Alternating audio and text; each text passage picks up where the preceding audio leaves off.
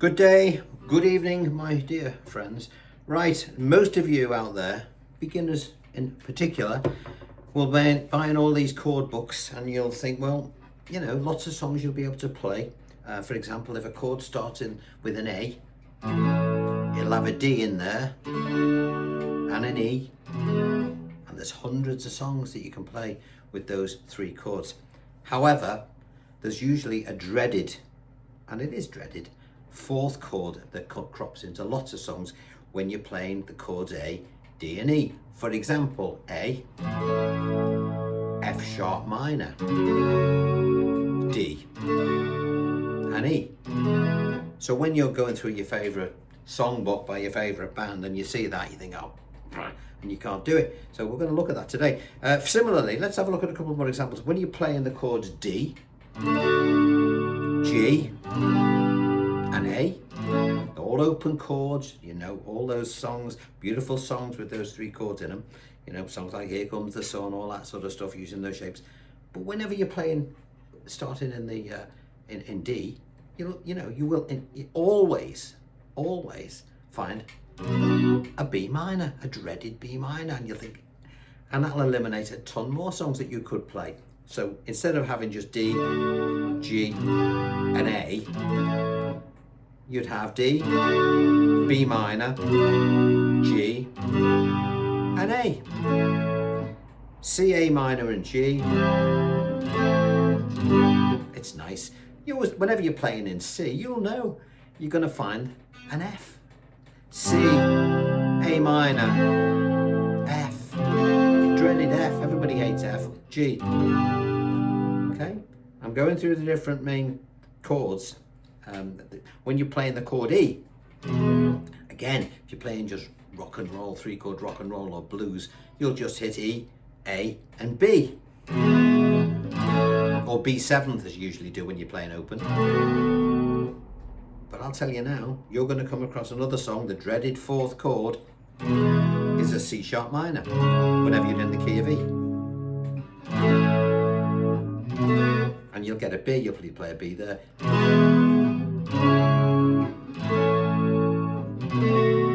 Now there's one key where you tend not to find a bar chord, which is why you tend to see a lot of artists, and I do it a lot as well, we'll play the G, you know, say for example I was going to play G, C and D.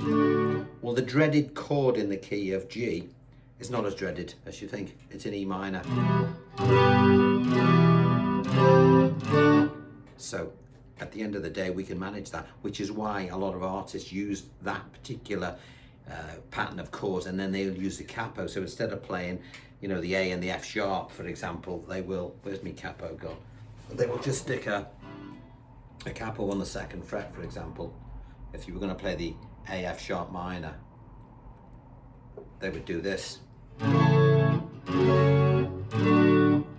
which gives them the A, F sharp minor, D, which is a C there, and E there. But we don't want to do that. The object of this lesson is to not have to do that, because it's going to limit our playing.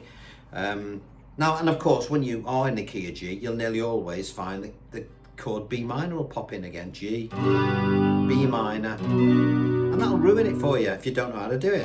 C and D. All right, so there's some examples. If you're starting in A, you're going to bump into the dreaded F sharp minor. If you're starting in D, you're going to bump into a dreaded B minor. The dreaded if you don't know how to do them, that is, and that's what this lesson's all about. E, you're going to hit a C sharp minor, and then when you play G, again, you'll hit a B minor. All right, so this lesson is to get our head around how to play all those particular chords and many, many more. Okay, now I've touched on this lesson before in one of my masterclasses, but I've gone into a bit more detail now. And it's important that you stick with it, because if you do play guitar and you want to expand your repertoire to beyond three chord tunes, you know, which are great, but you know, especially if you want to play things like the Beatles or the Kinks or any of those bands from the 60s where they knew how to use chords, this lesson is for you. Thanks very much for those who donate to the channel by clicking the thanks button. Thanks to the people that support me on Patreon who bring these lessons to you, because without them I would be teaching privately. So thanks, gives me the time to do this. Thanks for that. And again, particularly those people who've been buying some merchandise. I've got 2 albums out, Junction 39, and a brand new one that's coming out on vinyl, which you can pre-order now. It's called Puncture the Moon. That's an interesting title, isn't it? So that the links are all below. As is the paperwork here that we're going to look at right now. Okay, so it's a lesson that you need to know. Don't run off, stick with it, it's important, okay? I promise you, you'll enjoy this. And guess what, at the end of it, you're gonna have 120 chords that you didn't know, all right? And if you know me by now, I'm gonna make it as easy as I can and as simple to understand as is humanly possible. All right, so first of all, we're gonna be looking at bar chords, obviously, and the ones that are most common to those particular keys that we've looked at. But first of all, let's just look at your basic open shapes, all right? Now, whenever you play a shape like E, this is one of the most movable chords, all right? So we know it like this. E, E major, all right? If we take off our first finger, it will become E minor. If we take off our third finger, it will become E seventh. If we take off our second finger and our fourth finger, and our third finger, it will become E minor seventh. Have you noticed the way the chord gets longer in name, the fingers get less? Okay, so the more complicated a chord sounds, quite often the easier it is to play. And then finally we've got an A major seventh, which we'll play like this. 1, 2, and 3. An interesting chord. Okay, so the root note when you're playing all of those shapes is here. Okay, so that's the main shape that most of us use. The second shape that we use to move around with is the chord A.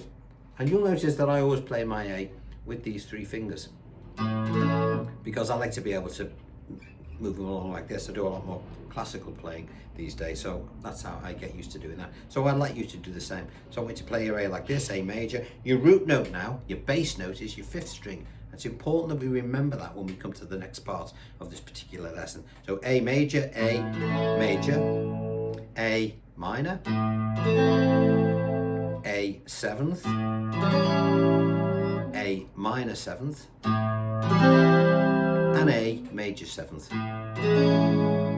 Beautiful, beautiful chord, all right? So you've got 5 different chords there for each shape, okay? 5 different chords for each shape. And you will find that on your page 1, all right? There we are, page 1. Everything I'm telling you, link to the paperwork is below. It's all free, so you don't have to, if you're new to the channel, it's all idiot proof and it's all free, all right? So that's what we do there. Now, again, I'm aiming this specifically to you beginners out there. When you've learned your shapes in your normal standard way, I want you to imagine that your first finger has been chopped off. It hasn't, but imagine that it has.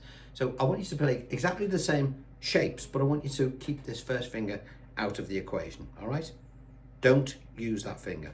So E major, E minor, E seventh, E minor seventh, and then we'll play E major seventh like this. The diagram will show you how I want you to play it. All right? The root note is there, and everything we played then opens with this string. When we get to the next shapes, based on the A chord, as our A, we'll play A major. Again, we're going to keep this finger free. A major, A minor, keeping this finger free. A seventh, A minor seventh, and A major seventh. Oh. Why did I go ooh then? Because I hit the wrong bass note. It should have been a 5th string. Alright? So whenever we're using the A shape, we use the 5th string as our root note, our bass note. Whenever we're using the E shape, we use our 6th string, which is the bass note, the root note, the bass note. So you will notice again, similarly, all that stuff's there. Sorry about my little bit of scribble and tape here, this is from my notes. And you'll see that it's exactly the same as page 1, but we're using different fingers. Now, why are we using different fingers? Well, you'll have guessed by now. Because when you go to, that was page 1A that I've just shown you. Then. When you get to page 2, you will see that what we've done here is we've shifted those simple shapes that we've just done on page 1A, So say we're playing the chord, when we're here, we're playing the chord E major, because this string here will tell us what the first part of the name of that chord is. E major, E minor, E seventh, and so on. Okay? Now, say I wanted to play the chord F. Well, I would take those 3 fingers and I would move them towards myself by 1 fret, and I would put this first finger across the 6 strings, replacing what is called the nut. Because don't forget, a bar chord is just like a capo finger, and all we're doing is we're playing exactly the same shape that we did before on page 1A, but this time we're adding this finger, all right, because we want to change the key. So now again, this is still the root note, F major, F minor, F seventh, F minor seventh, and F major seventh, and so on. So there are 5 different shapes to every fret. We have 12 frets on the guitar. 5 12s is 60. So already, just by knowing how to do that, we've got 60 chords that we can call upon. All right? Honestly, let's try something. Let's have a look. Now, I want to draw your attention before we move on to page 3. This here. Now, this is a little map of your bass string and what the notes are along the neck. You really need to know what your bass string, what the names of the notes are along the neck on the 6th string and the 5th string. Why the 6th string? Because we're using the chord E, and that's your root note. And why this one here, the A string? Because we're using the chord A, and that's the root note, okay? And in particular, I want you to look at where these little asterisks are. You see here, because if we can sort of memorize what those positions are, then it makes moving around the neck very, very easy, okay? Because we've got this, I'll explain, you'll get this in no time. We've got the chord, the string E, it's our datum point, our reference point, fret 1, F, F sharp, G, G sharp, A sharp, B, C, C sharp, D, D sharp, E. Now beginners, you'd find that hard to get your head around, okay? But if you look at the 3 dots on your guitar, where are we? This one, see a dot there, and a dot there, and a dot there. Well, those 3 dots on the bass string represent G, A, and B. How can I remember that? How can you remember that? Girls and boys. Girls and boys, okay? We'll know what F is usually because we've tried to play and it's dead hard, but girls and boys. So if I said I want you to play the chord G, you would get, using the E shape, we would put our bar there because that is our root note on the 6th string, and we would play this shape, but we're not playing the chord E now, we're playing the chord G because it's at a different position. G major, G minor, G 7th, G minor 7th, and G major 7th, all right? See how that works? If I wanted to play, so you've got a mate and he's playing A minor there, strumming along happily, and you wanted to play an A minor, but you don't want to play the same shape as he's doing, you'd say girls and boys. A, I'll put my finger there, the bar all the way across. There's my A major. I don't want A major, I want A minor, A minor. All right, so it's important that you know what the names of what the dots represent, girls and boys. Now the good thing is, if I said to you now, well, I want you to play G flat, you beginners, you'd say, well, I haven't got a clue what that means. Well, all you've got to remember is the word flat, just think of it simply, it means lower, okay? Lower, and the word sharp means higher. So if I said I want you to play G flat, and you know where G is because you've got your girls for girls and boys, there's G. If I said G flat, you just go 1 fret to your left, there's G flat. Okay, what else could we call that chord? Well, if we know that that's F, because we're used to trying to play it and we can't, what's that one in front of F? That's higher than F, so it's F sharp.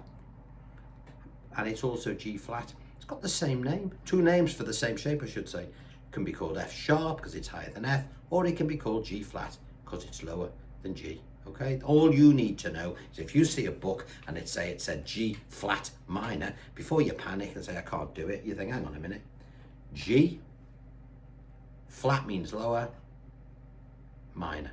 Now, we could also call that chord something else, which I've already referred to earlier on in the lesson. We could call that F sharp minor. So G flat minor and F sharp minor are the same, and right the way up the neck as well. All right, so that's important. Now, when you're playing the chords based on the A shape, again, you'll look at the first 3 dots. We can usually stumble our way to the 12th fret. These are the main ones. Let's get the first 3 dots going first. Okay, the 3 dots on the 5th string represent the notes C, D, and E. And because they follow the alphabet, we don't really need a little rhyme. The ones on the bass string here, they don't follow the alphabet. They go from G to an A, so we have to have a little rhyme, girls and boys. These three dots are C, D, and E. Let's prove that. There's an open A sharp, B, C, C sharp, D, D sharp, E. All right, so they're the 2 main movable shapes. Now let's go back to sheet number 2 again. We're going to look at the A shape now. So there's our A major. If I wanted to turn that into an A sharp, I would move it forward and put a bar there because it's higher than A sharp, root note. Now, as long as your bar is all the way across, you can strike the 6th string, but it's better if you come from the 5th. This 6th string is usually an alternative bass note. All right, which we can get into later on. So A sharp, B, C, right the way down the neck. Let's stay at the 3rd fret. So I'm playing the chord C. I know that because the dot that we were just discussing there is over the 3rd fret on the 5th string, and that's the note C. So this chord is now C. C. If I want to turn it into a minor, I will do what we did before. A 7th, a minor 7th, and a major 7th. Now we've got 12 positions on the neck there as well. So that's another 60 shapes, 5, 12, 60. So there's 120 chords altogether. Okay, we've got our 5 inversions. I'll do the 5 at the G position on the first shape. G, G minor, G 7th, G minor 7th, no, G major 7th. I've written it like this. I often play it with one finger like that. God, my fingers are getting fat. Okay, so there's our 5 shapes there. If I go to the C, C major, C minor, C 7th, C minor 7th, C major 7th. And they're all movable right the way up and down the neck. All right, so we've got that done. So with that in mind, I want you to now, once you've got the idea of that, I want you to practice some basic common chord progressions. And I want you to try and avoid using the easy options. So for example, on page 4, I want you to look at this. I've put down 5 chord progressions, common chord progressions. And I want you to try and substitute the easy shapes that you know for the bar chords that we're trying to get our heads around. Because these are the dreaded 4th chords that you're always going to find within the songs that you've always wanted to play, okay? So let's have a look. So the first chord is a G. Now ordinarily we would go like this. G, E minor, A minor, and D. Sounds all very nice, but the object of this lesson is to try and get our head around playing the occasional bar chord, the dreaded 4th chord. So here's our G, our E minor. Now on here, important, I've put a little arrow indicating where your root note is, your bass note. Okay, just so you've, at a glance, you can see. All right, just so you know what shape we're going to use. So the G we're going to play using the E shape at the 3rd fret. The E minor, I'm going to come down to the 7th fret using the A minor shape. So my root note will be the 5th string. Then I'm going to play the A minor at the 5th fret using this as the root note. And then I will play a D, still at the 5th fret using the A shape at the 5th, coming down from the 5th.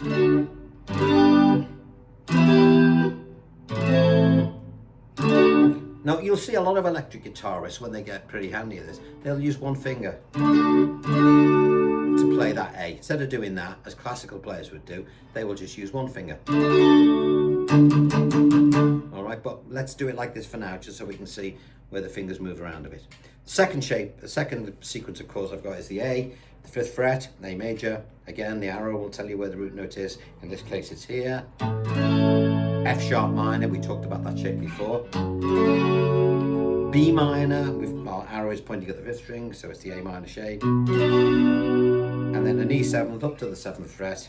All right. Next one, D, B minor, G at the 3rd fret, A at the 5th. Then we've got an E at the 7th fret. I'll do it like this. Coming down from the 5th string. C sharp minor. You must get used to using C sharp minor. It's always around where you find the chord E. Again, we'll come down from the 5th string. And then a G sharp minor at the, using the bass string 4th fret. And then a B at the 7th fret. All right, it's page 4. Just get used to playing the shapes. Don't go thrashing around. Just get used to where they live. And now we've got some nice major 7ths in here now. So we're going to play a C major 7th. You know, we're going to use the, again, let's just remind ourselves, A. So there's our A shape. Okay, if I play it there, let's go back a few paces. A major, A minor, A 7th, A minor 7th, A major 7th. If I wanted to turn that into a C major 7th, which is what I need to do now, I'll replace those 3 fingers like that, keeping this free. So A, B, A sharp or B flat, B, C major 7th. Okay, so here's our C major 7th to an A minor 7th using the E shape, to a D minor 7th using the A shape, and then a G 7th. We'll do that again.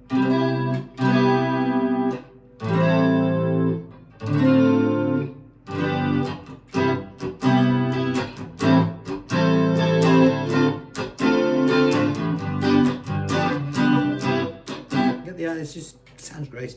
Next shape, G. I'm not going to, the arrows will tell you where the root note is. G, B minor 7th, A minor 7th, D 7th.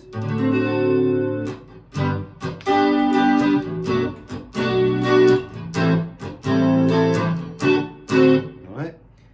E major 7th. Now we should know what the major 7th shape is now because we've played it there. Okay. So once you know what the shapes are, well, it's just a matter of knowing where on the neck these things live. The E major 7th is going to live here at the 7th fret. Then we've got a C sharp minor at the 4th. Then a D at the 5th. I'll use one finger. And then a B minor 7th at the 7th fret. I'll do that again.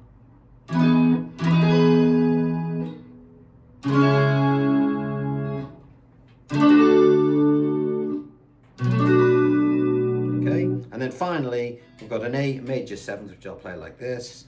Then a C sharp minor. And then a G major 7th again, same shape, but this time at the 3rd fret. And then a B minor. All right. Now, if you learn how to play those particular shapes and inversions and just practice, when you next look at a chord book for your favorite songs, 90% of them you'll know just by this one lesson. All right, so don't avoid it and just keep going over it and just take your time. All right, don't worry too much about strumming. Just get your head around what the bar chords are. Now, a couple of tips on how to play them. When you're playing a bar, we've talked about this before in master classes. All right, when you don't use this part of your finger to press a bar down, you use the outer edge of your finger, not this part, the outer edge, and you sort of roll it that way, and your thumb will come behind. Now, it's not all about just pressing like mad and until the veins pop out of your neck. What you do is you'll notice that you put your elbow here, bring your elbow in here, and you sort of pull this way and pull this way at the same time, and that gives you the, can you see that I'm actually putting quite a lot of pressure. If I was to do it without this hand on, the guitar would fly over there. So that's how you get your pressure. It's not all about your thumb and your first finger. It's about this here and just letting your fingers sit on the strings. If I didn't have any pressure here, it makes it much more difficult to play. And if I was trying to do this with my elbow out, it would be impossible. Elbow in, elbow in. Let these fingers lie towards the bar. All right, so if you do that, when you see that dreaded fourth chord, or fifth chord, sometimes it can be fifth, or it might be 5 or 6. But what you don't want to do is have to limit your repertoire because those chords come in, and you don't want to be doing crap like this, playing little 3-string bits, because you can't be arsed doing that. Okay, learn how to play them properly. Okay, otherwise the dynamics, you lose all the bass end if you try and do that.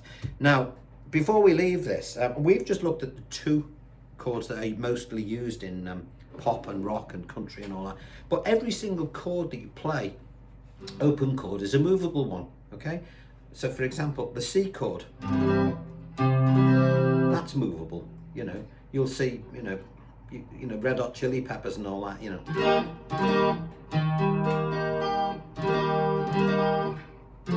The Beatles used it all the time, all those older bands that know how to play. So C is a movable chord. E, let's do the, I'm going to do the cage system. Okay, I've started with C. Cage system, we've discussed this before. All it refers to are the open chords, the main open chords, C, A, G, E, and D. So, and all of them are movable, but we tend to avoid some of these in early parts of playing because they're difficult. So there's the C shape with the bar, and whatever this little finger is pointing at tells you what the name of the chord is. Why is that? Well, when it was C, the root note was there, but if I replace those fingers like that, there's our root note. If I move it up 1, it's C sharp. If I move it up again, it's D. How can I prove that? Because it sounds like the D we know. All right, so that's 1. C, A, we've done the A one. Okay, G. Now people say, well, G's not a movable chord, you know. Well, it is. If I was to do, it's hard, but if I was to do this and move that up 1, I'd have to put a bar there. G sharp, A. Now, I'm not suggesting for the minute you do that. You will notice a lot of players, when they want to use that inversion, they will take part of the bar and where this second finger is now.